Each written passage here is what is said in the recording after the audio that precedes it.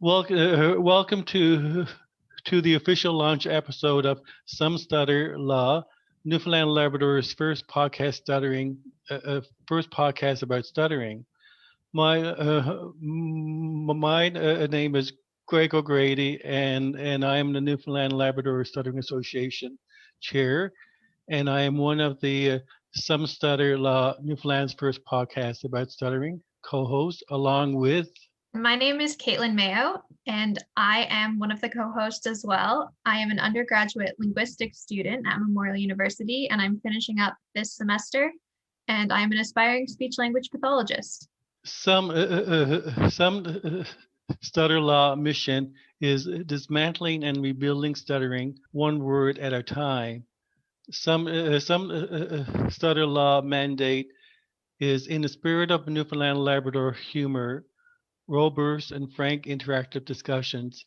Some Stutter Law podcast aims to rebuild confidence and hope for today's and tomorrow's persons who happen to stutter by dismantling stuttering myths, stigma, stereotypes, and barriers. The objectives of the Some Stutter Love podcast are supporting, raising awareness, and increasing understanding and acceptance of stuttering, providing people who stutter, their families, professionals, students, and the general public with current information, research, and resources about stuttering, and promoting the NLSA mission of advocacy and support for people who stutter. Caitlin, I am so excited. Caitlin, did you have time to read the positive feedback we have gotten so far about our podcast teasers? And we received one feedback from Brent, and Brent says, "Great work. I think this will really help give voice to people who stutter in a unique way. Perfect," Brent says. John said that this is an excellent podcast. Invite me on as a guest at some point if you want. WA wants. Love the work and the double meaning behind the name. Mark says that's a great teaser that should pick interest amongst all those affected directly and indirectly. And in addition, a great awareness promotion. And Eddie says, "This is excellent, Greg and Caitlin. What a great idea. All the best with it." Isn't it fabulous? So the feedback has been very positive so far, Caitlin. So we really sort of adds to the actual mission of what we're doing. What are your thoughts, Caitlin? Yeah, we've been getting a lot of positive comments and feedback on our social media and our Facebook and our Instagram and everything like that as well, which has been really exciting. Excellent, excellent. So Caitlin, it's nice to know that listeners are starting to take notice of what Some Stutter Law podcast is doing and our mission. So it's great to receive all this support. And with each teaser, we've built up more and more listeners, which I think is really positive. We've had 88 plays. So the episodes have been played 88 times. So this is a momentous this is a momentous occasion for Some Stutter Law, Newfoundland Labrador's first podcast about stuttering. And it's interesting that although although I'm a person who stutters, I also stutter when I'm excited as well. We have a special guest today on our on the official launch of Some Stutter Law, and his name is Dr. Paul De Decker. And Paul, Paul is an associate professor of linguistics at Memorial University, and Paul is a significant part of the Some Stutter team and the Newfoundland Labrador Stuttering Association. But today, Paul is going to talk about the science of stuttering, and this is an interesting topic, Paul. Hi, Greg. Hi, Katelyn. Thanks for having me. Yeah, I'm going to talk about the science of stuttering. And so, this is part of the podcast where I look at some of the research that's been done on stuttering by academics and scholars to kind of understand a little bit more about the history of how stuttering research has taken and how it's developed over time, as well as to perhaps share some of the knowledge that we've gained about stuttering so we can tell our listeners what we know about stuttering.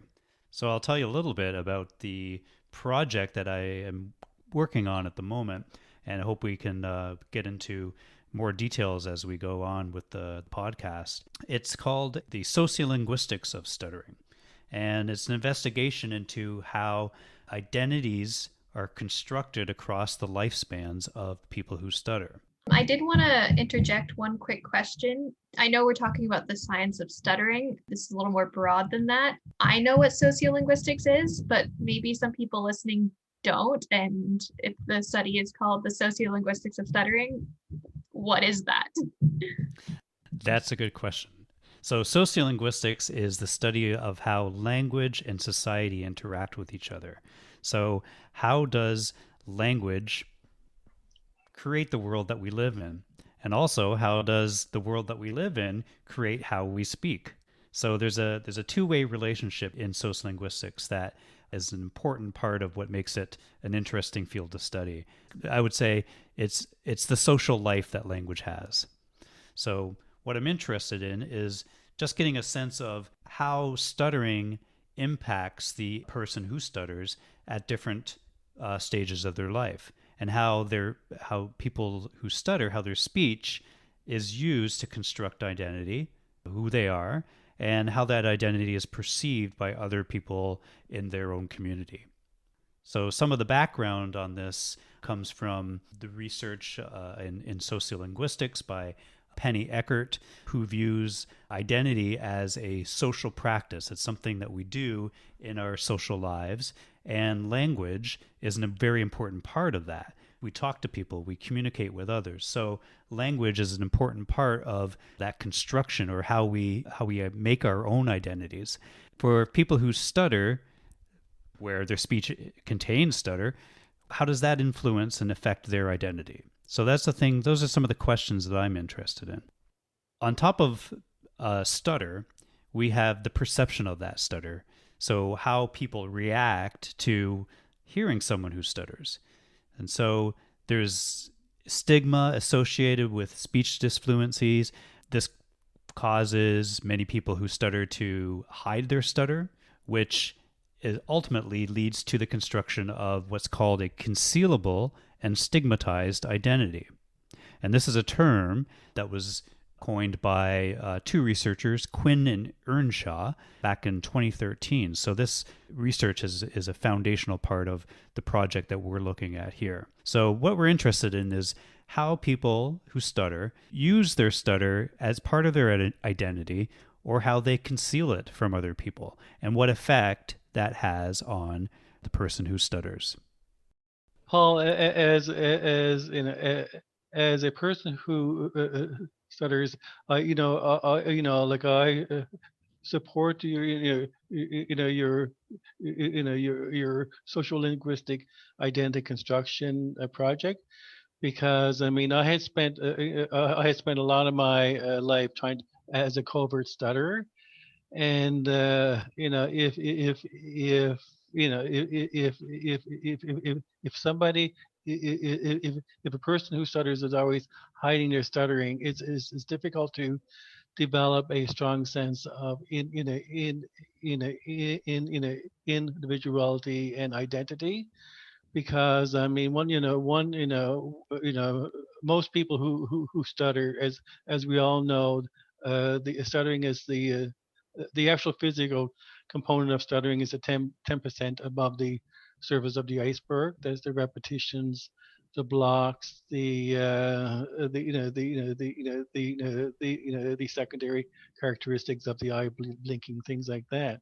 But I think below the lower surface of the iceberg, which I've always had difficulty with, is the emotional component, which is the element of shame, embarrassment, the stigma, and as as a person who stutters, I've always been very sensitive of of how a listener may react to me in terms of in terms of the facial expression, attitude, just the look in their eyes. And so I mean, as a person who stutters, I mean, so we really try to many of the people who are covert stutterers uh, try to avoid this uncomfortable situation by trying to hide our stuttering. But I think that the long term effects is in terms of and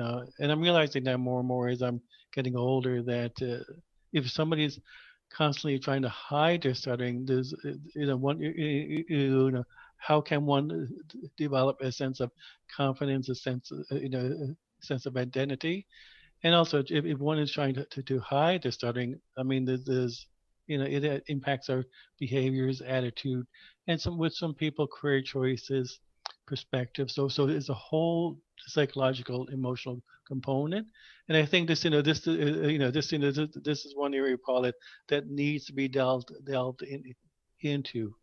Yeah, I hope that we can find some answers here and some research that could be used by people who stutter, and also to educate the wider public about some of the identity issues and emotional issues that people who stutter face and have going on actively in their minds as they choose whether to speak or not to speak. I think from my understanding of the research, there's the anticipation of encountering people or encountering stigma is something that keeps people who stutter quiet as well. So there's a constant fear of being judged and being evaluated, as you said. Yeah.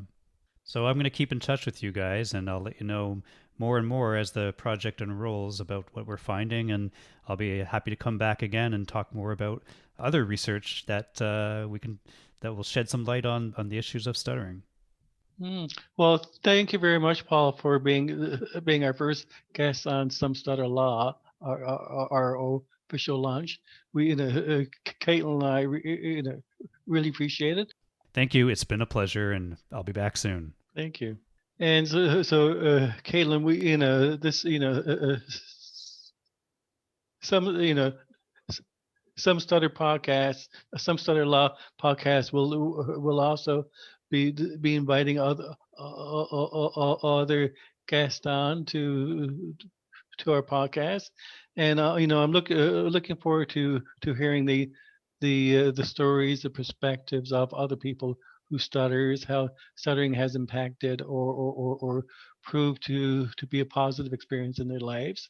And I'm looking forward to listening to other professional speech language pathologists, you know, researchers as well. There's so much to learn about stuttering, and we've only in many ways tapped at touched the tip of the iceberg. And also some stutter law podcast. Newfoundland Labrador's first podcast about stuttering is such an opportunity to finally have the voice of people who stutter heard within Newfoundland and Labrador. So I mean, so we have so much to talk about. We really do. Some Stutter La, Newfoundland's first podcast about stuttering, has so much to talk about. Let's start listening. Oh, Caitlin, I hear that. I hear that Luca is starting to tickle the arteries of music. So I think this is our end. This is our cue to end this episode of Some Stutter Law podcast. So thank you all very much for listening. This has been an episode of Some Stutter La, Newfoundland and Labrador's first podcast about stuttering. Some Stutter La is hosted and produced by Greg O'Grady, Katelyn Mayo, and Paul DeDecker. Some Stutter La is available on Anchor, Spotify, Breaker, Google Podcasts, Pocket Casts, and Radio Public. To ask a question, send us a comment or suggestion, or just to get in touch, find us online on Instagram at Some Stutter Podcast and Facebook at Some Stutter La Pod. Thanks for listening.